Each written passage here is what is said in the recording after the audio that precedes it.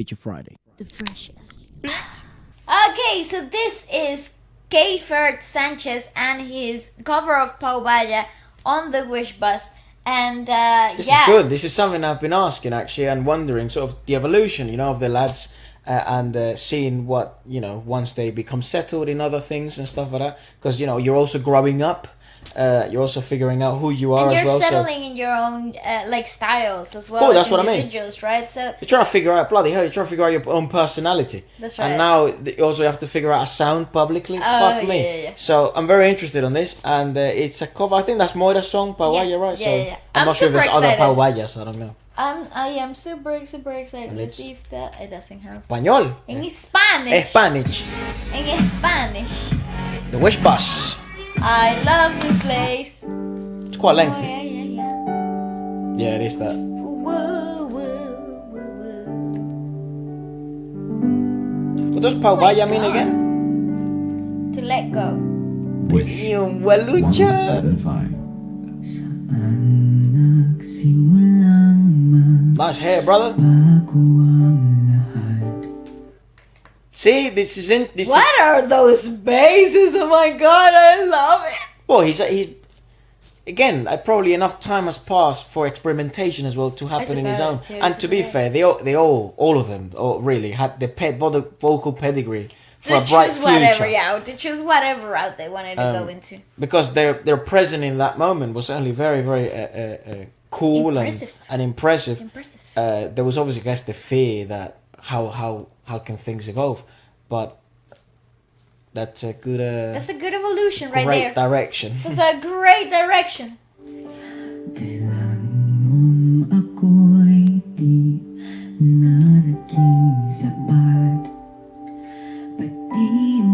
Oh, the gain on that mic is fucking mental.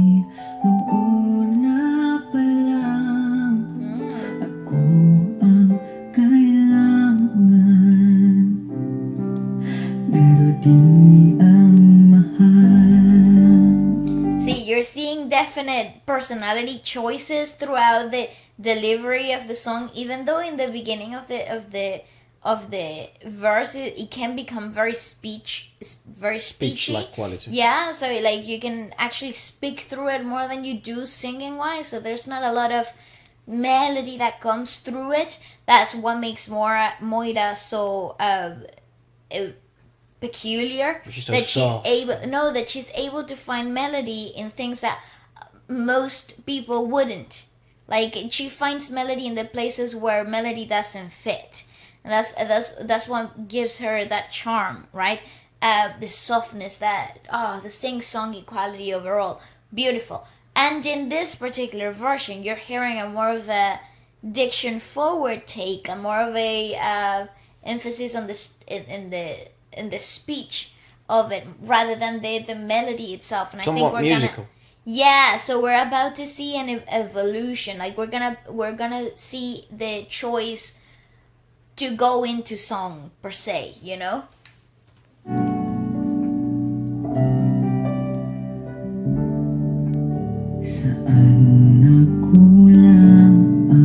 See, it's very diction forward. Choppy. Yeah.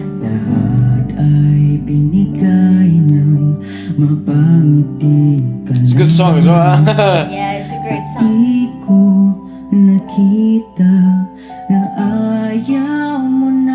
What is that he's wearing in his necklace? That's fucking It's nice, beautiful, dog. isn't it? It's a nice necklace. See, and you hear now personality takes.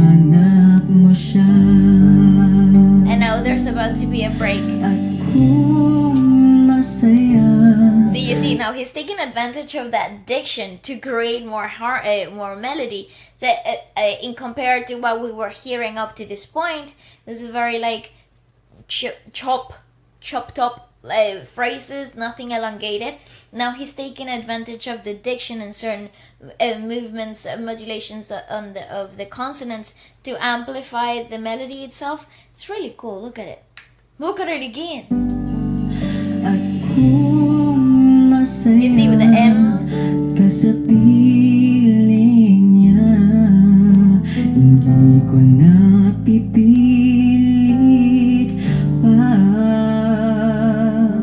really great choices. Oh my god.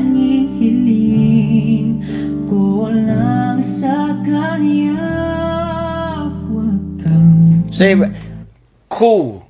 That, and I think that's what I guess as a fan you kind of want to try and you want to discover, because this is a new side. That's right. To Keifer, and these are things that I think will remain the older he will get. That's in right. The sense of that personality choice.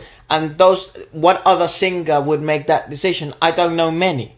That's right. I know one now, Keifer. And I think it comes obviously with his really long the pedigree is certainly point, there, yeah. Right? The exposure to certain singers, the alignment and coaching towards certain styles more than others, the natural inclination that he possesses to do certain things that probably are the hardest choices for your regular common singer, but for somebody who's been coached and nurtured into a different direction, like he has. Because in this case, like, regardless of the technicalities and all, it's obviously important, but regardless of that, I didn't think, my brain didn't think of that decision. That's right. So it's new.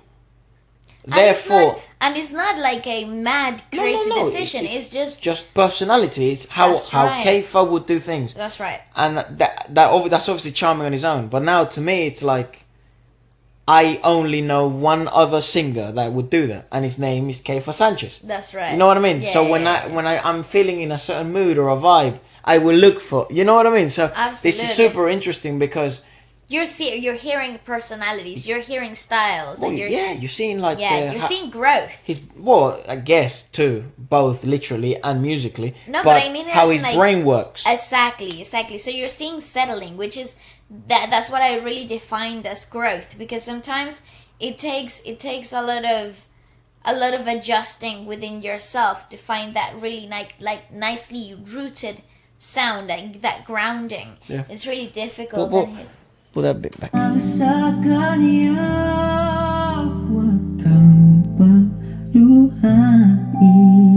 It's really nicely done. Something was incredibly funny there, but we will never know. Oh, yes, to the guitarist. Oh my god. That's so full calling. What the fuck? So nice. So you're seeing a more melody forward take.